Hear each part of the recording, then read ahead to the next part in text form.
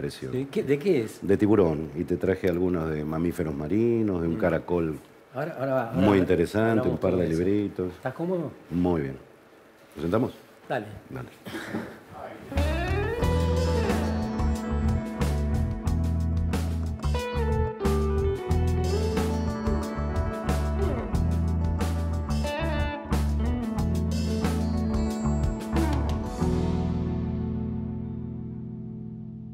¿Cómo les va?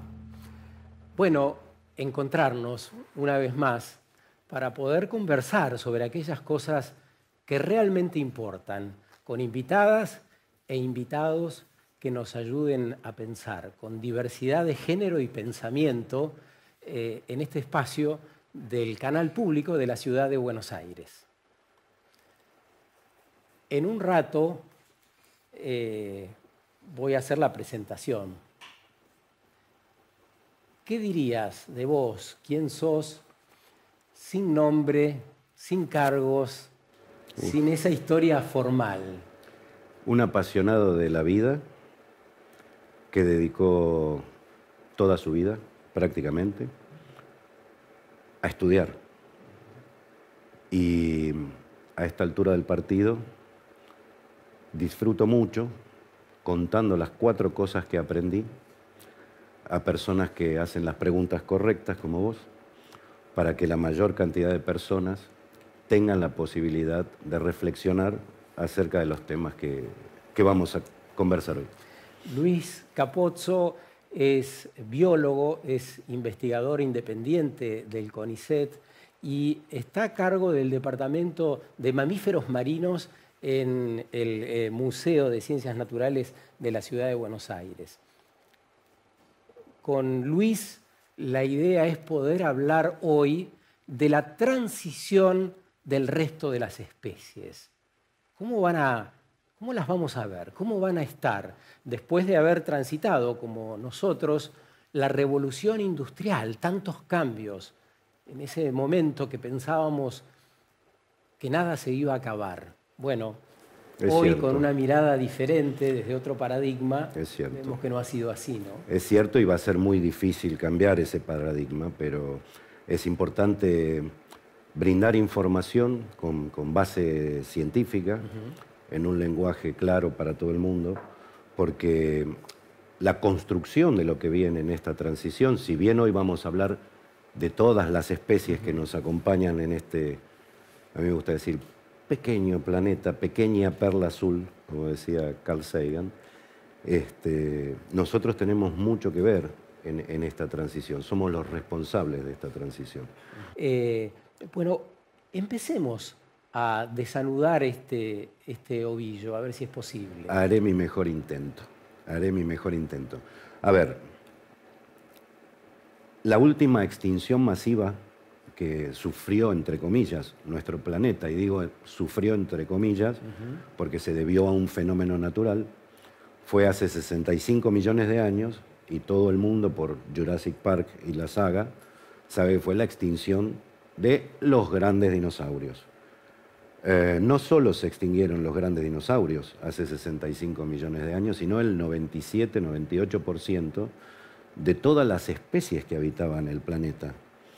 El impacto de este gran meteorito fue el equivalente a sumergir al planeta en un invierno nuclear hipotético, y con eso desaparecieron las plantas y después los animales. Ahora, algunos pocos, ese 3%, pudo escapar a esa extinción masiva planetaria, y el resultado de ese 3% son todas las especies que nos acompañan hoy en este pequeño planeta, que es una singularidad, que existimos de causalidad, es decir, porque se dieron una serie de causas, como las condiciones ambientales o el momento del planeta luego que se enfrió durante millones de años, para que la vida ocurra. Ahora, en estos 65 millones de años hubo lo que se llama una radiación, una diversificación de esas pocas especies que sobrevivieron a ese fenómeno planetario que fue, por otro lado, algo natural. ¿Por qué lo traes a cuento? ¿Estás insinuando que va a pasar algo similar, que va a quedar No, ese lo que porcentaje estoy tratando de contar es que en la actualidad, vos mencionaste la revolución industrial. La revolución industrial comenzó a mediados del siglo XIX Sí. y surge como resultado del hallazgo, entre comillas, de la obtención de energía para todas las actividades productivas del hombre a partir de petróleo crudo, de gas y de carbón. Los combustibles fósiles. Combustibles fósiles. Estos combustibles fósiles son resultado de un proceso que lleva millones de años en determinadas condiciones geoquímicas, es decir, geológicas y químicas, en donde quedan esas bolsas, en donde los antiguos organismos se transformaron en crudo de petróleo. Y de ahí se pueden obtener todos los derivados de petróleo y obtenemos energía. El mundo funciona a base de combustible fósil. Es decir, aquella gran transición que estás marcando, bien anterior, bueno, es la base de los combustibles fósiles de la actualidad que estamos intentando dejar de usar, ¿no? Exacto. Bueno, ese es el punto. No es que estoy señalando que viene el apocalipsis.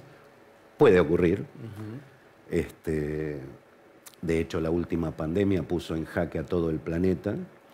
Y de nuevo, la ciencia y la tecnología respondió a la velocidad de la luz. Es decir, un desarrollo de vacunas lleva normalmente entre 10 y 15 años y aquí se hizo en tiempo récord. Ahora, respecto a esto que yo te mencionaba, la revolución industrial ocurrió hace 200 años. Y a mí me gusta siempre decir que estamos en el siglo del conocimiento, el siglo XXI. Cierto. Y ya quemamos un cuarto de ese siglo XXI y nos encontramos frente a un problema que no es un problema más, es el problema al cual se enfrenta toda la biodiversidad planetaria, no solamente la humanidad, y que tiene que ver con lo que también llaman los expertos la era del antropoceno. ¿Por qué? Porque los cambios son producto del uso de esa fuente de energía fósil que comenzó en la revolución industrial. Por eso a mí me gusta llamarla la energía de la muerte, porque surge de organismos que se transformaron en crudo. Estás hablando de la intervención del hombre, que ciertamente no tiene que ver exclusivamente con los combustibles, está también para la producción, el trabajo, la economía, la destrucción de los bosques, la destrucción de los suelos, ¿no? Absolutamente, no es solamente eso. El problema es, por eso te decía que yo la llamo energía de la muerte, porque surge de organismos muertos que se transformaron en crudo, en petróleo crudo.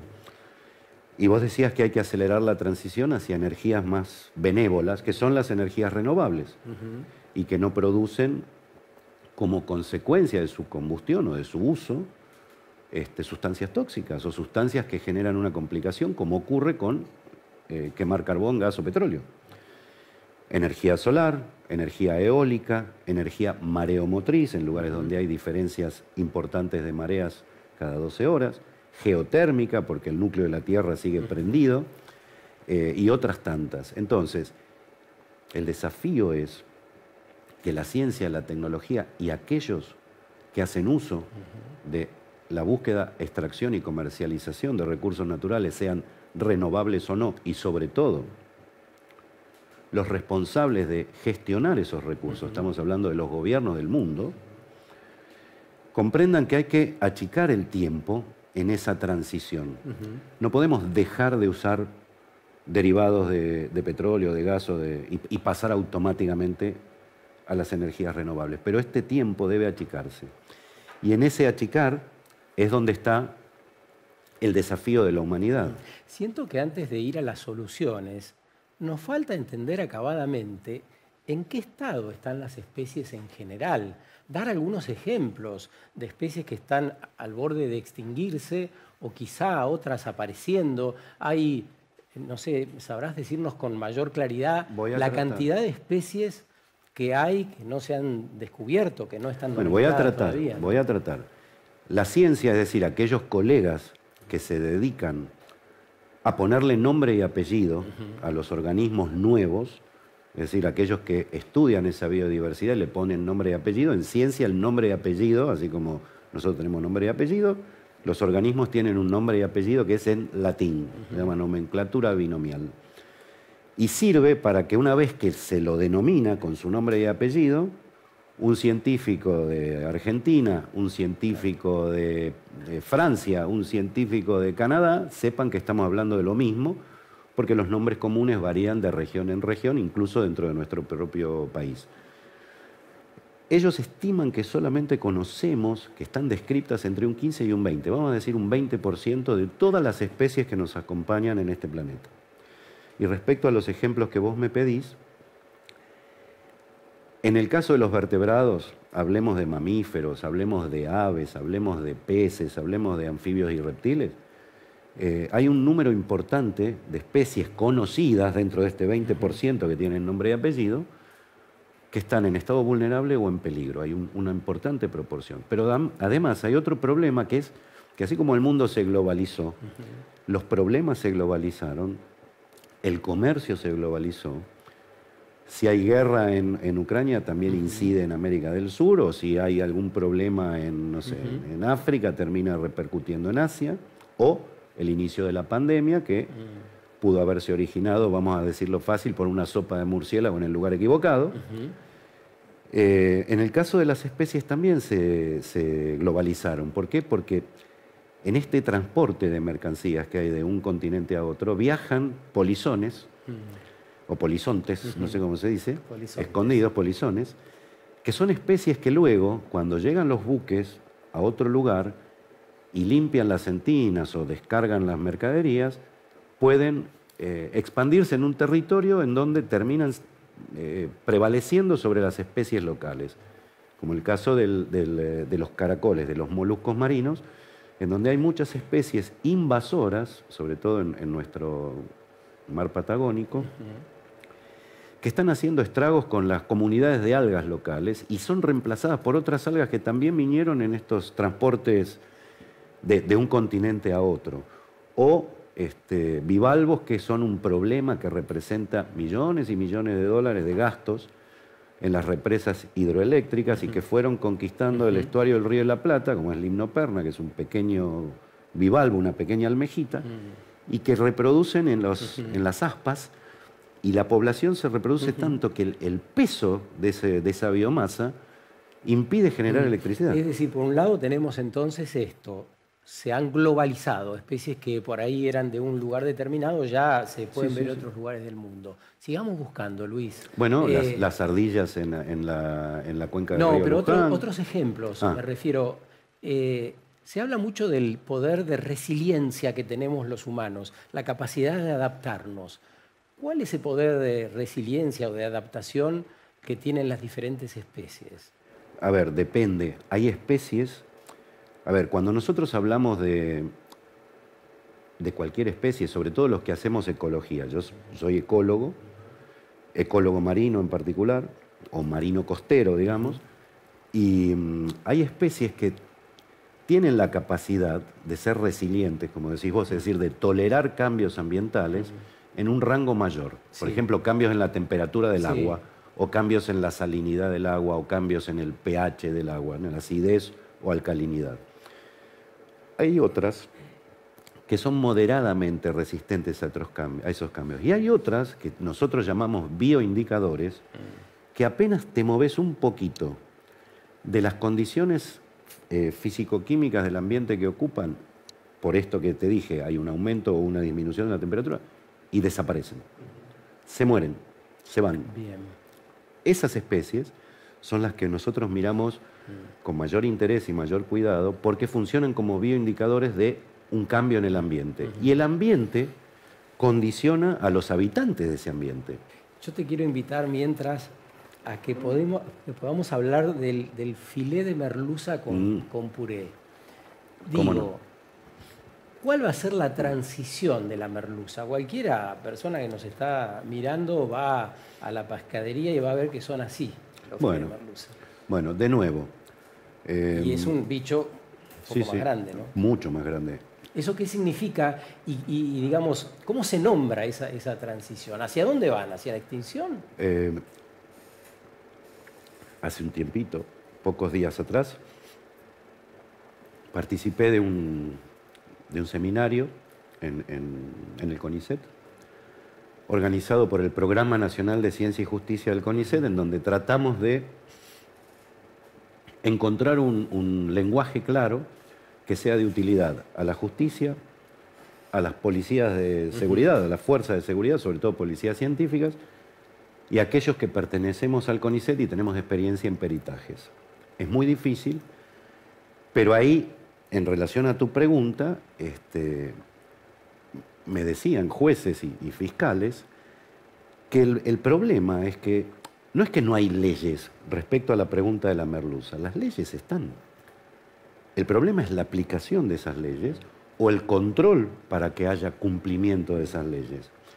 Los colegas del organismo técnico especializado en relación al tamaño de la merluza, que es el Instituto Nacional de Investigación y Desarrollo Pesquero, que funciona en Mar del Plata, tiene su pequeña flota INIDEP. INIDEP, ahí está. Tiene su pequeña flota de buques de investigación.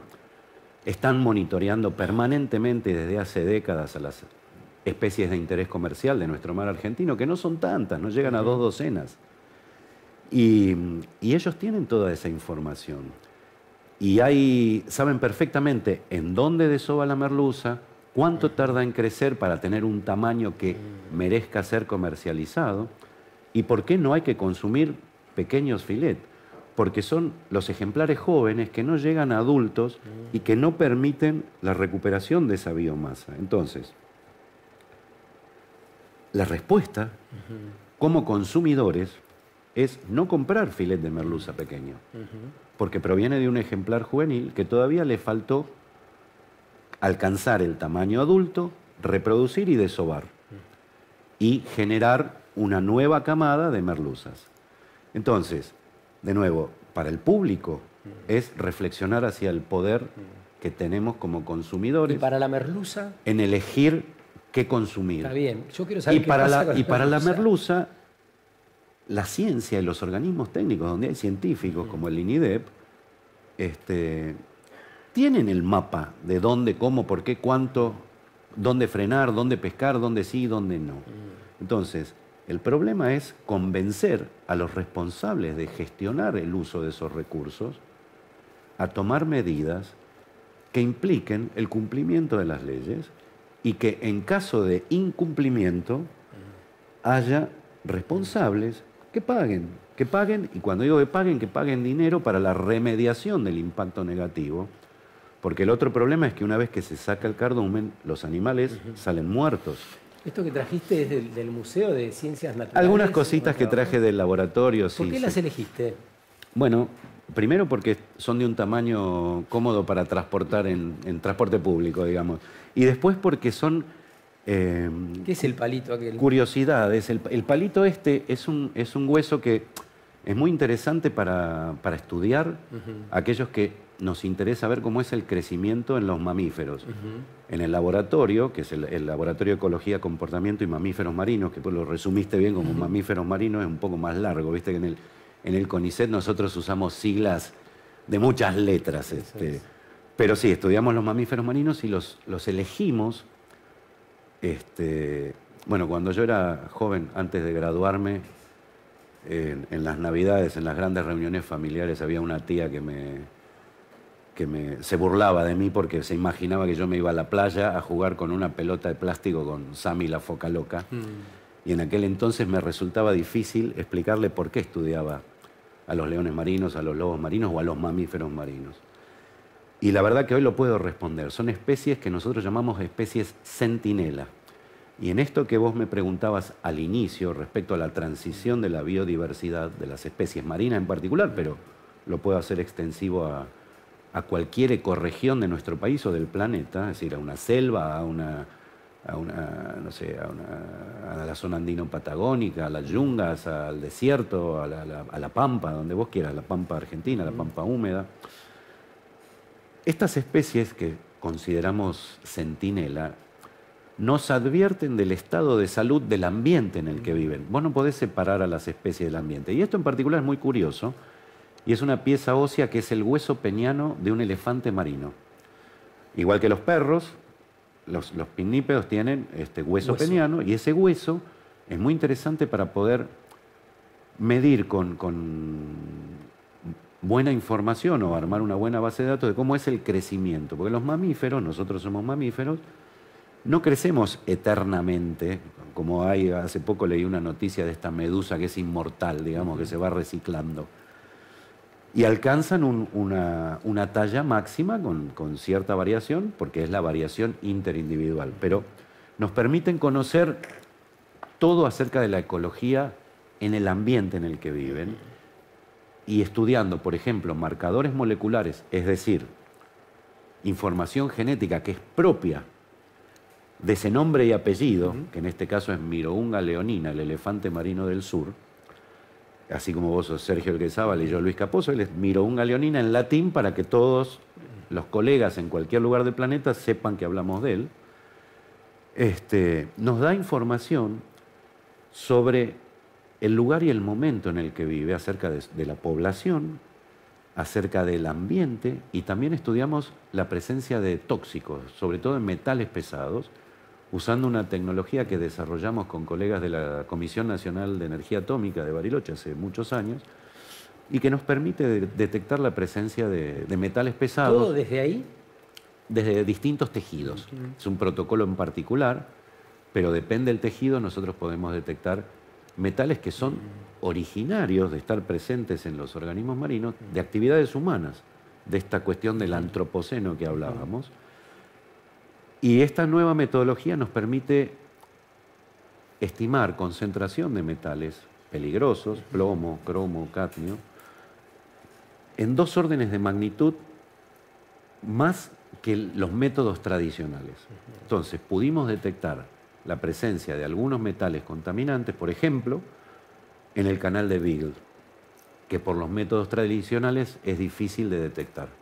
Entonces, con esta información nosotros hacemos un mapa del, entre comillas, el estado de salud del mar argentino, y por eso, digamos, siempre hay una tensión en relación a la transición de cómo hacemos nosotros para preservar la biodiversidad y que los organismos puedan acomodarse a esta transición. De nuevo te digo, los que son bioindicadores, que no pueden moverse de ahí, mueren.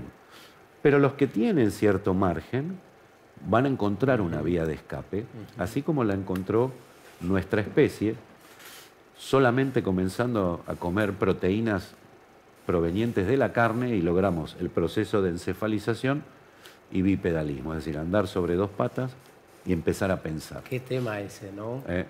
La transición o la evolución en el tema de la alimentación llevará a que tengamos que dejar de comer un poco de carne, por lo menos un poco. Yo creo que sí, o por lo menos no solo un poco, sino también yo tengo la certeza o la esperanza, si querés. Vos acabás de decir que nos salvamos por comer carne.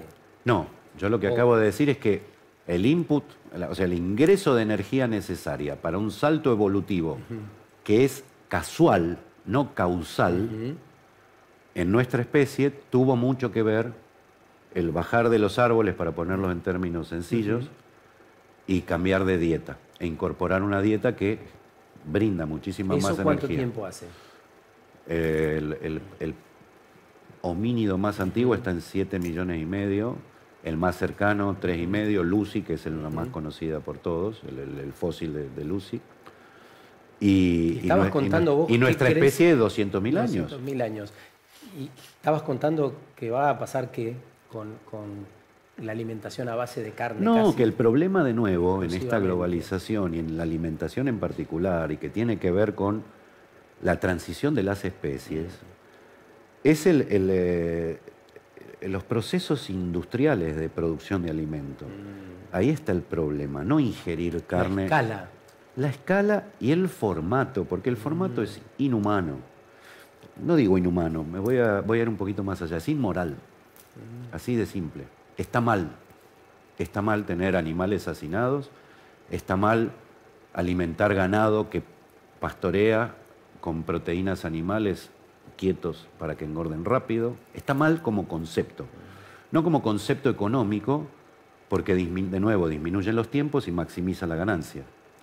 Pero nosotros, si queremos cambiar de paradigma y si queremos hacer un poco de futurología acerca de la transición de las demás especies que nos acompañan, tenemos que plantarnos y entender que para pasar de la energía de la muerte a la energía de la vida, la ciencia y la tecnología tienen que acortar los tiempos. No se puede suspender el funcionamiento de la humanidad. Hace poco escuché que pasamos los 8.000 millones de habitantes. Así es. Bueno, Malthus lo avisó en su momento, digamos.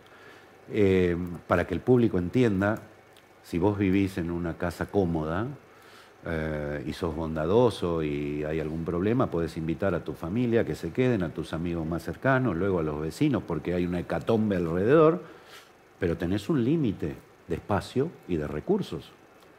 El planeta le pasa igual. Hay un límite. Y el problema es la producción de alimentos a nivel industrial y el nivel de consumo. A ver, Margalef, que era un ecólogo catalán, que yo tuve la suerte de conocer en los 90 y de tomar clases con él en la Universidad de Barcelona, ya entonces decía, en aquel entonces, que si todos los habitantes de mediados de los 90 tuviésemos un nivel de consumo como los que podían tener un japonés, un canadiense, un alemán, un inglés y un norteamericano, en aquel entonces hacían falta 2,5 planetas como la Tierra para proveer de esos recursos a todos los habitantes de aquel entonces, que no me acuerdo si éramos 5.000 millones, 6.000, no sé.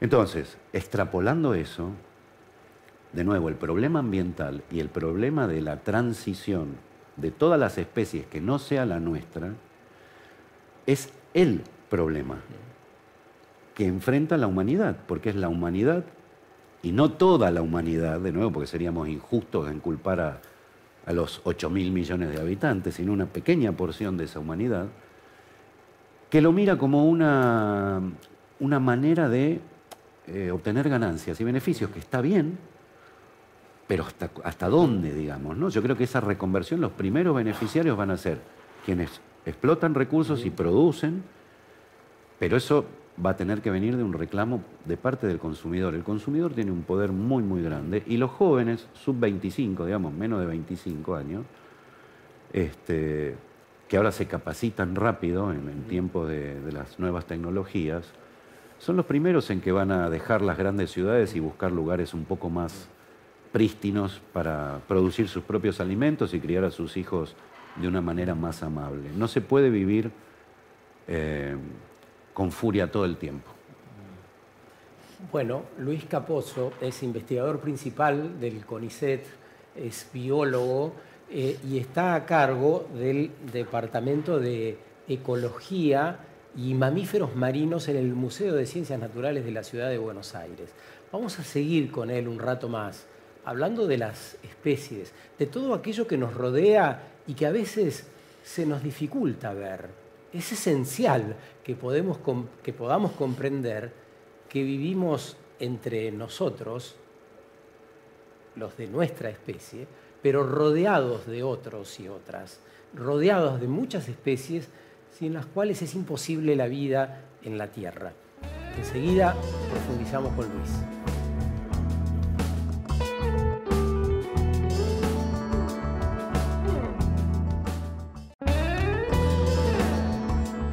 Vamos por sociedades más empáticas, colaborativas, más amorosas.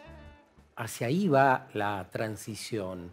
¿Cómo hacemos? ¿Cómo rediseñamos el futuro que viene desde cada acción, desde cada palabra? Este es el desafío más importante que tiene el primer cuarto de siglo, del siglo XXI que transitamos. Y estamos hoy con un especialista en biología animal, porque queremos saber cómo es la transición o cómo está viviendo esta transición el resto de las especies. Nos pasamos hablando de qué nos pasa a nosotros y necesitamos mirar un poco más para ese lado. Así que me gustaría seguir, Luis, con esta posibilidad tan invocada que tenemos los seres humanos de ser más cercanos a los animales. ¿Qué nos beneficia eso? ¿Por qué es deseable que tengamos otra relación, que miremos de otro modo? Los chicos, los más chiquitos lo entienden bien, ¿no? Bueno, sí,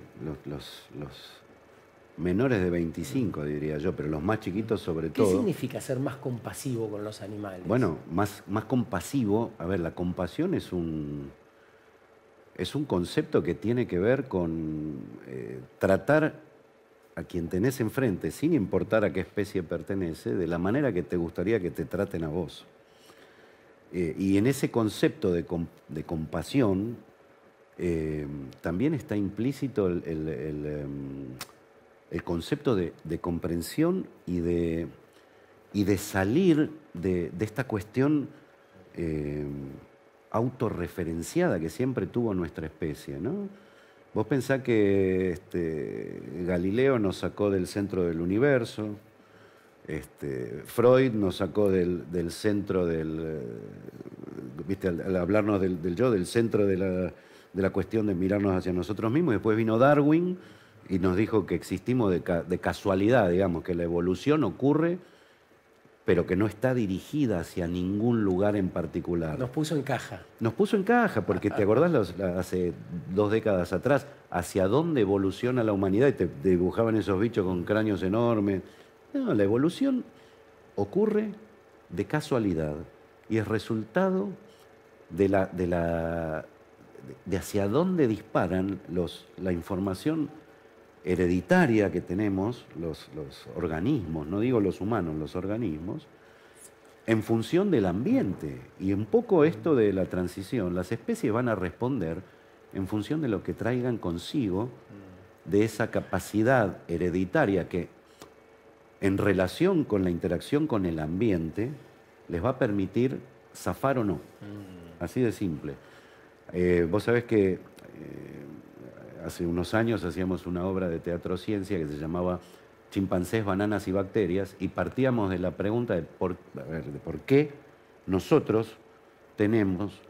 la pregunta era ¿por qué mi tío Juan Carlos tiene un 98% de chimpancé, un 60% de banana y un 30% de bacterias? Mi tío Juan Carlos, vos, yo, los televidentes.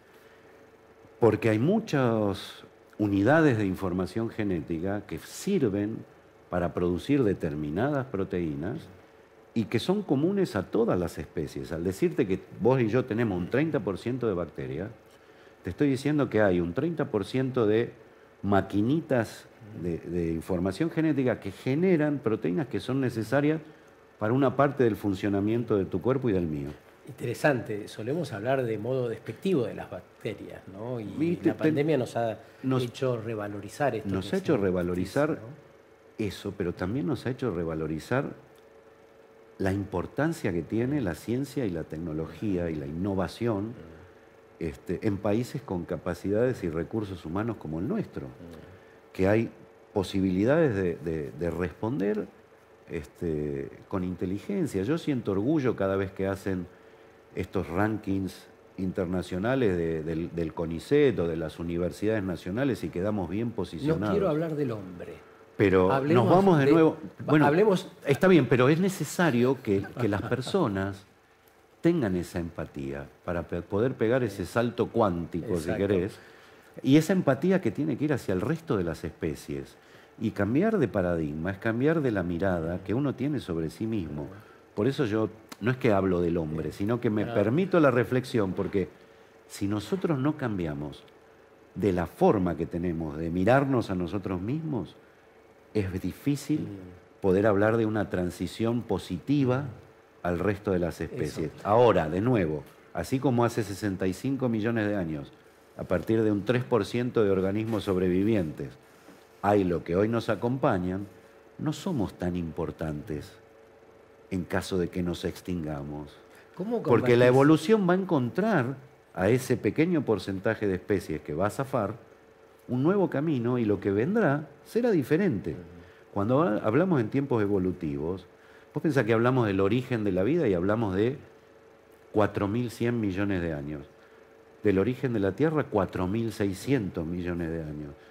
Y estamos hablando del antropoceno, que es de la revolución industrial, ahora son 200 años. Me tentaste a seguir hablando un poco más de los hombres y las mujeres. ¿Vos no crees en la extinción de la especie, al menos por ahora, o sí?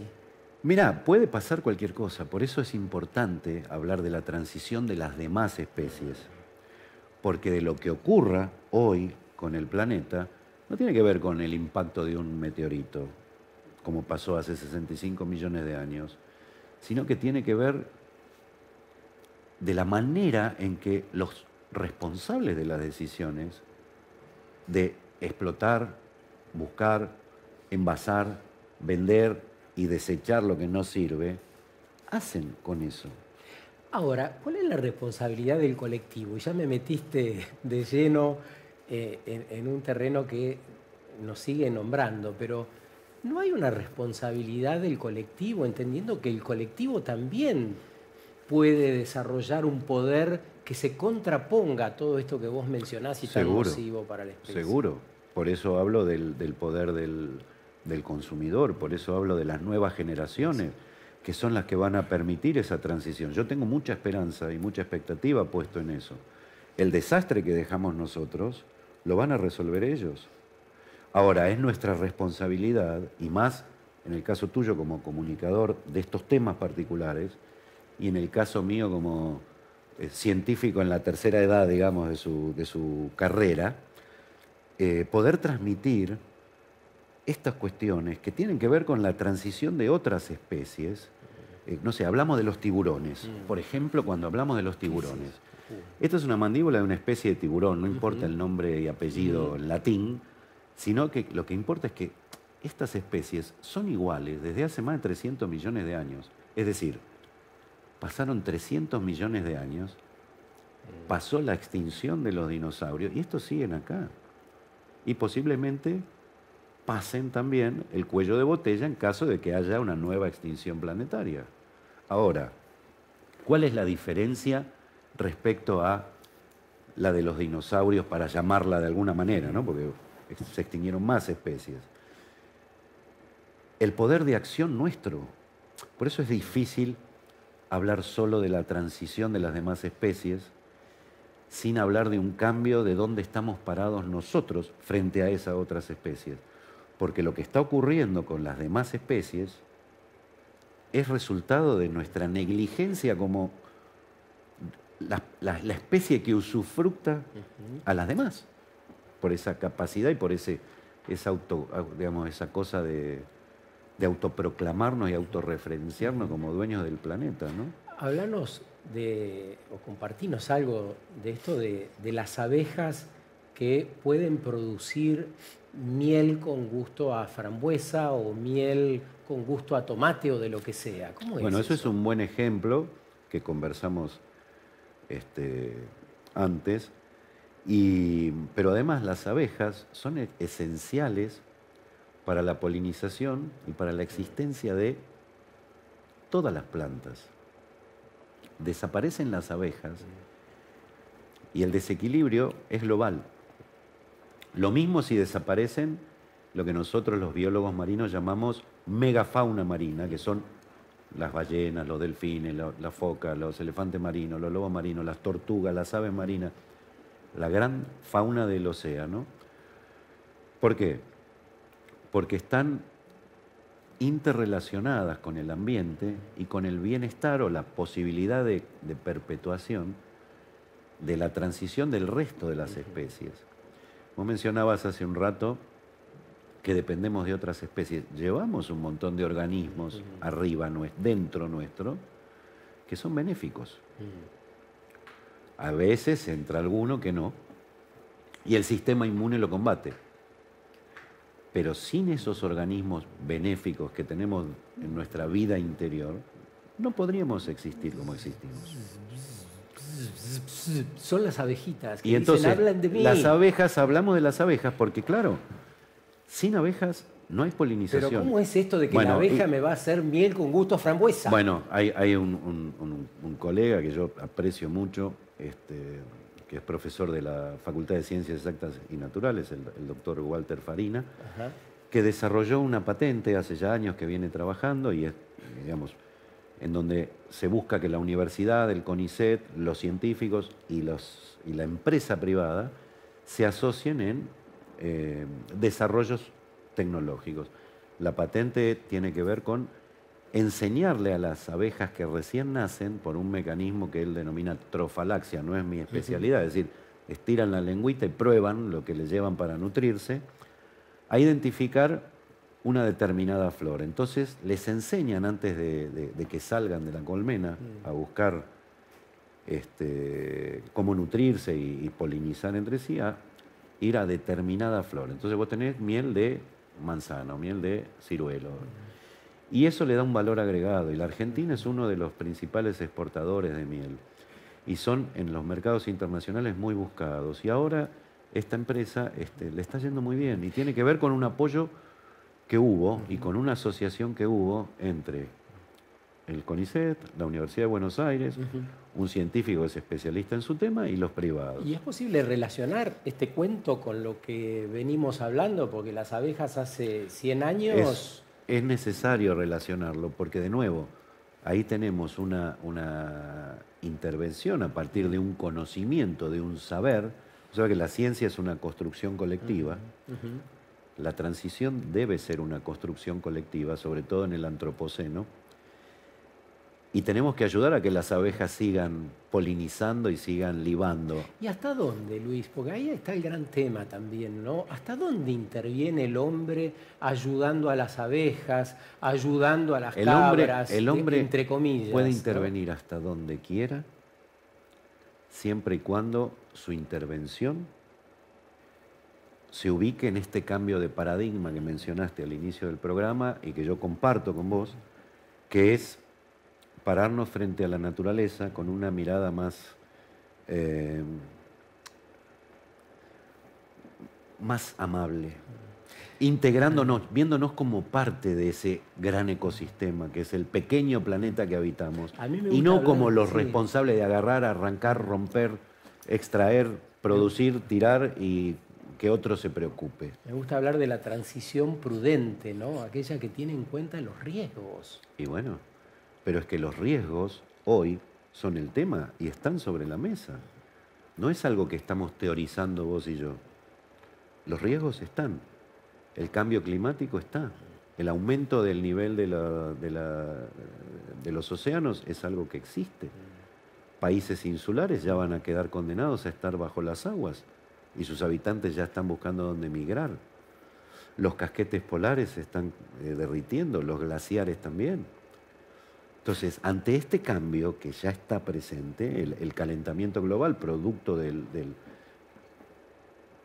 quemar esos combustibles, sobre todo el dióxido de carbono, pero hay otros gases de efecto invernadero, entre otras cosas, le quitaron al planeta la posibilidad de perder calor hacia el espacio, de refrigerarse. Entonces, esto hace que cambie todo el ambiente. El resultado del aumento de la temperatura hace que el océano se vuelva cada vez más ácido. Si se hace más ácido, cambia ese ambiente. Si cambia el ambiente, cambian los habitantes. Como que en tu casa de pronto empieza a funcionar mal si tenés aire acondicionado y en lugar de tenerlo a 24 grados lo tenés a 42 y no lo podés bajar. Y bueno, vas a tener que irte de ahí. La chicharrás. Claro. Mencionaste varias veces lo de los combustibles fósiles, sos especialista en mamíferos marinos. ¿Qué te pasa cuando escuchás por la radio que Argentina va a poner pozos petroleros en el medio del mar? Bueno, ahí yo tengo de nuevo, una dicotomía. Y mis opiniones son criticadas por los organismos no gubernamentales que quieren afuera del mar argentino a las petroleras y por los funcionarios productivistas que lo único que quieren es obtener recursos para poder obtener regalías, aumentar el... ¿Pero vos qué pensás? Yo no es lo que pienso, yo lo que sé, porque yo puedo pensar y opinar, digamos, como ciudadano diferente, yo no quiero que... Sí, pero también podés saber por una determinada vertiente. Digamos, bueno, no yo lo que sé es que universal. el problema con la exploración offshore, que está frente a las costas bonaerenses hoy, que son 3 empresas, entre ellas YPF, son áreas que están muy alejadas de la costa. El peligro que se comunica al público de que se llenen las playas de crudo por un eventual derrame no es tal. porque estas plataformas, en caso de que encuentren pozos de petróleo o de gas, tienen mecanismos de contingencia y de última cierran la válvula. El problema es el método que se utiliza de perforación. Para saber si hay en el lecho submarino, a miles de metros de profundidad, la exploración, si hay o no petróleo o gas. Porque eso hace ruido. Es un método que se llama prospección sísmica. Son barcos que tienen un aparejo triangular de hierro atrás y cables de este porte que pueden medir entre 3 y 7 cables de 6-7 kilómetros. Y cada tanto hay como un parlante y hacen explotar aire comprimido a una frecuencia que varía de 2.500 a 2.700 kilohertz, creo. Me puedo equivocar, pero lo concreto es que ese nivel de ruido es para que llegue al lecho marino a 3.000, 4.000 metros de profundidad, lea lo que hay debajo, rebote en la roca, llega al buque y los geólogos o geofísicos tienen en 3D si hay o no yacimientos. Inmediato. Ahora, hace estallar los tímpanos de las ballenas que están cerca, hace estallar las vejigas natatorias de los bancos de grandes peces que puede haber ahí, porque esto es más de 400 kilómetros de la costa. Entonces, de nuevo, ¿necesitamos petróleo y gas? Sí. ¿Se hace en todo el mar argentino? No. ¿Dónde se hace? Donde hay probabilidad. Entonces, allí lo que tiene que ocurrir es generar un ordenamiento territorial, que por suerte hay un proyecto a 10 años que se llama Iniciativa Pampa Azul, en donde lo venimos generando desde hace 2012, 2013, en donde todos los organismos, el CONICET, las universidades públicas que trabajan en la investigación, las privadas también, la Armada, la Prefectura Naval, todos los organismos vinculados con el océano, trabajamos en función de encontrar dónde y cómo conocer nuestra biodiversidad y tener áreas marino protegidas, sobre todo en donde hay reclutamiento de merluza o de calamar y demás. Ahora, ese ordenamiento, está bien que en algunos lugares haya un costo ambiental, no es que está bien, de nuevo, no estamos hablando de un tema moral, sino de una cuestión de acortar los tiempos de transición. Pero debe dejar algún beneficio para el país y ese beneficio debe cubrir la conservación en áreas que son sensibles. Pensar el mar o el océano como un vergel inagotable de vida es un error. Se parece más a un desierto que cada tanto hay un oasis pleno de vida. Así hay que pensar el océano. Muchas gracias, Luis. Un placer por la invitación. Gracias por tu eslabón. El eslabón de Luis, que me permitirá ir a encontrar otros en esta idea de tratar de entender transversalmente justamente esto de la transición, transformación que tenemos por delante. Un gran desafío para todas y todos. Nos volvemos a ver. Gracias. Muchas gracias. A vos. No mostramos esto. Me olvidé. Un huesito de acá de un lobito marino recién nacido. ¿De un lobito marino como ese que está en Mar del Plata? Sí, pero sí, era una cosita chiquitita.